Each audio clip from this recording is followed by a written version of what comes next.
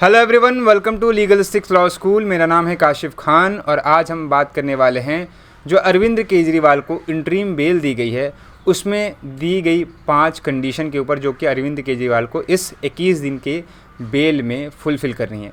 तो चलिए डिस्कस करते हैं। सबसे पहले आपको मैं बता दूं कि जुडिशरी का रामबाण कोर्स लीगलिस्टिक्स आपके लिए लेकर आया है। इस कोर्स को आप ज्वाइन कर सकते हैं। ज्वाइन करने के लिए आपको हमारी वेबसाइट पर जाना है legalisticslawschool.com और वहाँ पर कोर्स का सेक्शन में अगर आप क्लिक करेंगे तो वहाँ पर आपको ये कोर्स देखने को मिल जाएगा।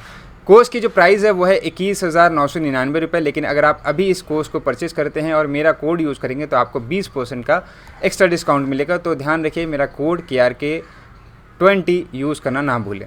आगे चलिए डिस्कस करते हैं। तो केस के नाम से, केस का नाम है Arvind Kejriwal versus Directorate of Enforcement. तो जैसा कि आप सभी को मालूम होगा कि दिल्ली रिकल पॉलिसी केस में अरविंद केजरीवाल को अरेस्ट किया गया था और यहाँ पर इनकी जो बेल पिटीशन सुप्रीम कोर्ट में चल रही थी उसको जस्टिस संजीव खन्ना और जस्टिस दीपांकर दत्त की बेंच जो है वो सुन रही थी। यहाँ पे अरविंद केजरीवाल को बेल दे दी गई है, लेकिन ये बेल जो है वो रेगुलर बेल या हम कह लें फाइनल बेल नहीं है, ये इंटरिम बेल है। सिर्फ और सिर्फ 21 दिन के लिए दी गई है और इस 21 दिन के बाद उनको सरेंडर करना होगा वापस से। तो ये बेल जो है आपकी 1 जून तक दी गई है और 1 जून के बाद 2 जून को इनको यहाँ पर वापस से सरेंडर करना है, अगर इस बेल का टेन्योर बीच में इससे पहले मतलब के बढ़ाया नहीं गया हो या फिर इनको जो है वो जो बेल नॉर्मल बेल मिलती है वो बेल ना मिल गई हो। पहली बात।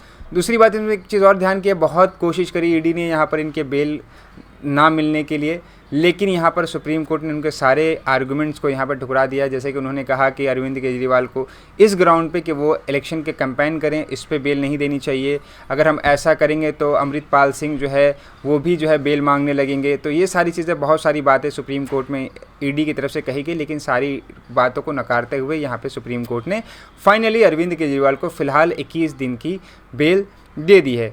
5 कंडीशन यहाँ पे इम्पोज की गई है अरविंद केजरीवाल के ऊपर। तो चलिए उस 5 कंडीशन को देख लेते हैं। सबसे पहली कंडीशन है कि अरविंद केजरीवाल अपने ऑफिस और दिल्ली सेक्रेटेरिएट को विज़िट नहीं कर सकते इस पूरे 21 दिन के टाइम में। साथ ही साथ वो इस 21 दिन के टाइम में कोई भी ऑफिशियल फाइल पर साइन नहीं करेंगे अनलेस एंड अनटिल वो ऑफिशियल फाइल जो है वो एब्सोल्युटली नेसेसरी हो लेफ्टिनेंट गवर्नर के सैंक्शन के लिए। तो इस 21 दिन में वो किसी भी ऑफिशियल फाइल को साइन नहीं कर सकते अनलेस अनटिल वो बहुत अर्जेंट फाइल हो। देन वो बेल बॉन्ड फर्निश करेंगे 50,000 रुपये का, और यहाँ पे जो है वो एक सिक्योरिटी को भी जो है जमा करवाएंगे।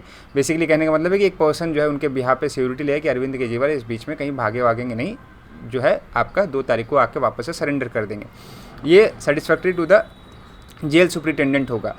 देन उसके बाद ये जो सेकेंड लास्ट इम्पॉर्टेंट है ये यहाँ पर यह है कि वो किसी भी तरीके के जो डॉक्यूमेंट हैं यहाँ पर जो इस केस से रिलेटेड हैं उनसे कोई छेड़छाड़ नहीं करेंगे, जो फाइल्स हैं उनसे छेड़छाड़ नहीं करेंगे, विटनेस के साथ इंटरेक्शन नहीं करेंगे, एंड सबसे इम्पॉर्टेंट कि किसी भी तरीके के स्टेटमेंट कमेंट जो है वो पास नहीं करेंगे with regard to this particular case. यहाँ पर आगे सबसे इम्पॉर्टेंट है कि केजरीवाल को जो है सरेंडर करना पड़ेगा जेल को 2 तारीख को। अगर वही बात मैंने कही कि अगर इनको ये बेल का जो टेन्योर है उनको अगर बढ़ाया नहीं गया या फिर जो है यहाँ पर इनको रेगुलर बेल जो मिलती है वो बेल यहाँ पे अगर नहीं मिली।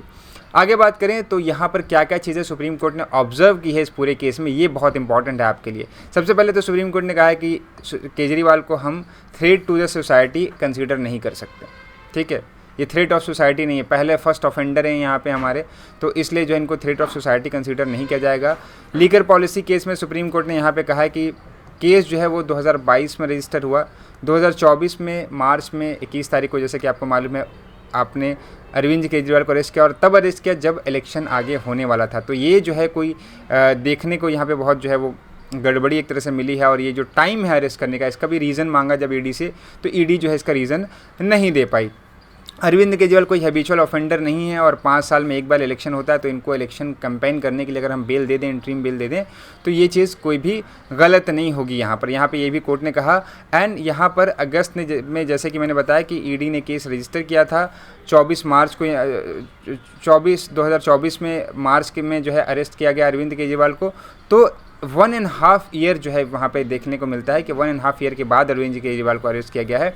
तो इसका जैसे कि मैंने बताया पहले भी इनको अरेस्ट किया जा सकता था, बाद में इलेक्शन के अरेस्ट किया जा सकता था। तो ये चीज़ यहाँ पे देखने को मिली कि यहाँ पे कुछ गड़बड़ी है, और यहाँ पे 21 दिन का अगर हम उनको बेल देते हैं तो कोई भी डिफरेंस यहाँ पे नहीं होगा। अगर आप 1.5 साल का जो है किसी को छोड़ सकते हैं किसी केस में, उनको तब आपने अरेस्ट नहीं किया, तो अभी अगर हम 21 दिन के लिए उसको बाहर कर देंगे तब उससे भी कोई फ़र्क नहीं पड़ेगा। कोर्ट का बेसिकली यहाँ पे ये कहना था। तो ये था बेसिकली आज का हमारा वीडियो। आई होप आपको ये वीडियो अच्छी तरीके से समझ में आ गया होगा, इसमें सारी चीज़ें आपको क्लियर हो गई होंगी। फिर भी कोई डाउट है तो आप हमें कमेंट बॉक्स में बता सकते हैं, हम आपके डाउट को क्लियर करने की पूरी कोशिश करेंगे। मिलते हैं ऐसी इंपॉर्टेंट वीडियो के साथ, तब तक के लिए goodbye and take care.